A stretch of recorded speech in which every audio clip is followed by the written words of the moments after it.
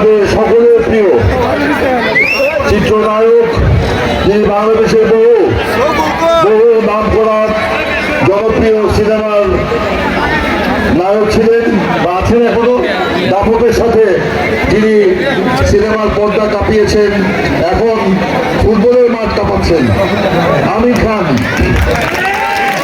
উপস্থিত ওয়ালটনের senior executive director Mohammad Firoz Alam,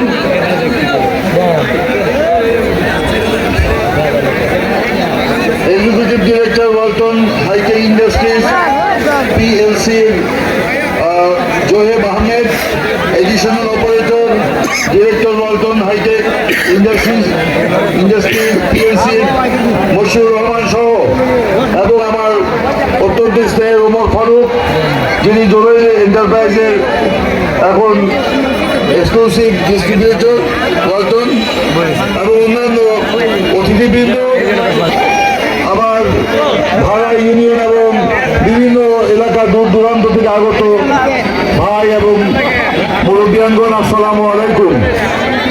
আজকে এখানে বক্তব্য রাখার সুযোগ দেই।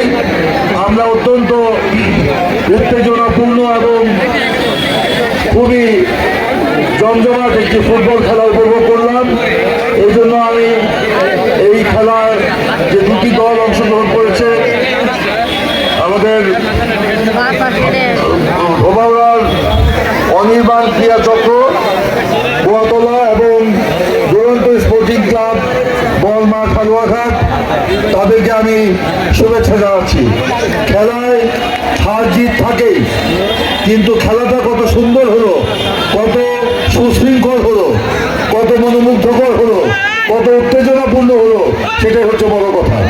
সেই জন্য আজকে এখানে যারা বিজয়ী হয়েছেন এবং যারা বিজিত দল, তাদের সকলকে আমি কৃতজ্ঞতা জানাচ্ছি একটা সুন্দর উত্তেজনাপূর্ণ খেলা আমাদেরকে উপহার দেওয়ার জন্য।